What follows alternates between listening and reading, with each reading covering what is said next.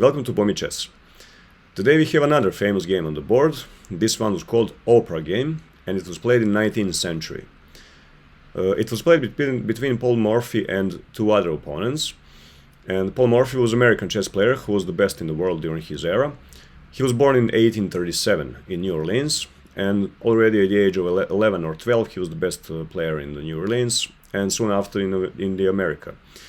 And many consider him to be best in the world, but he still needed to play masters from Europe.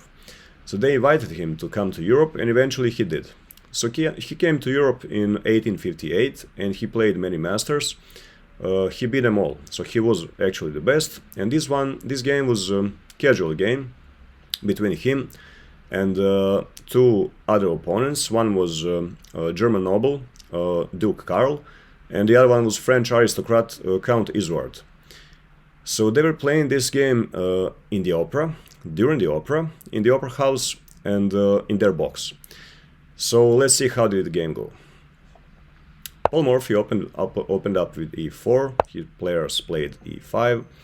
We have knight to f3. We have d6. This is Fielder's defense. Morphy played d4, and now they played bishop to g4. This is not the best move, so better would be just to capture this pawn or to go for knight f6. But okay, they played bishop g4. Morphy took the pawn, and his opponents took this pawn with the bishop, took this knight with the bishop. So now they're already given up the light square bishop, which is not the best way how to play it. And Morphy took the bishop. So here, if they didn't take the knight, but for example, if they took the pawn, they didn't want this because now Morphy can simply take the queen. King takes the queen, and now they lose the pawn. And already this knight is attacking this f7 pawn and threatening the fork. So okay, they didn't want to go for this. They took the knight instead.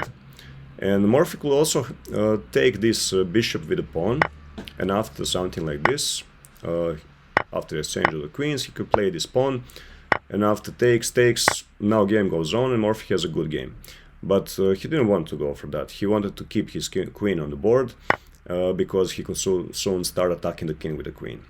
So okay, he took the bishop with the queen.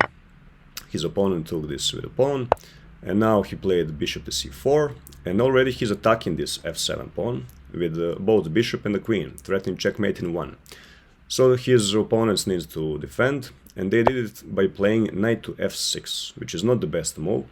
Much better would be right here to actively defend this pawn with the queen, but they played knight to f6, and this is already a mistake, and Morphy took advantage of this right away. So he played, he moved the queen to b3, and now he's still threatening this f7 pawn with both queen and the bishop, and he's also threatening this b7 pawn, and after that the rook is threatened. So here his opponents decided to play queen to e7 in order to defend this pawn. And for example, if after this queen can go, if queen tried to take this pawn on b7, now queen can go to b4. This is check, and it's attacking the queen as well. So they will change the queen, so now they relieve the pressure. But Morphy didn't want to go for this, of course. He played knight to c3. He introduced peace into the game, and now he's ready soon to attack. His opponent played c6, this correct move. He prevented this knight from coming into the attack, and also strengthening their light squares because they don't have the light square bishop. So okay, after this, Morphy played this bishop to g5, and now he pinned this knight to the queen. So this is not pleasant position for black at all. Here black decided to attack this bishop, this annoying bishop that is aiming for this f7 pawn, with the move b5.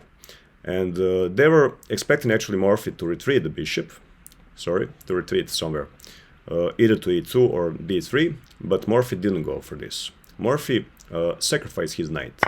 He took the pawn on b5 with a knight, and now after this we have check. And here black is already getting into the trouble. So he defends by bringing the knight into the defense of the king, knight to d7, activating his piece. But now Morphy simply played queenside castling, and now he's attacking the knight with the rook as well.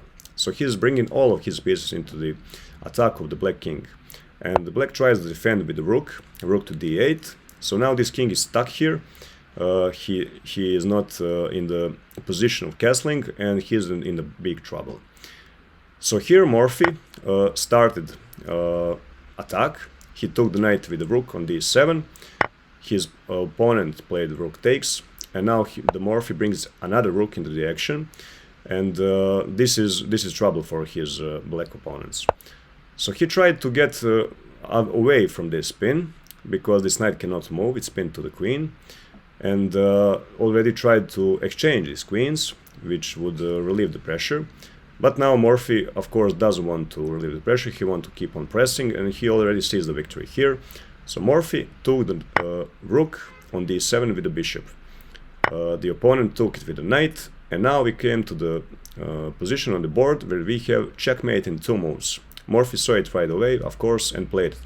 If you want to try to find this checkmate, you can pause the video now, and good luck.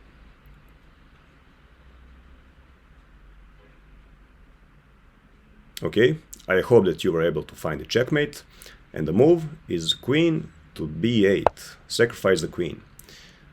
And of course his opponent need to take this queen, because this square is guarded by the bishop. So the opponent took the queen, and now we have this beautiful rook to d8 checkmate. Bishop is defending the rook and guarding this square, so this is a checkmate. So this is the way how the game ended, famous opera game. Write down in the comments, did you like the game, were you able to solve the checkmate pattern, and I'll see you in the next one. Bye!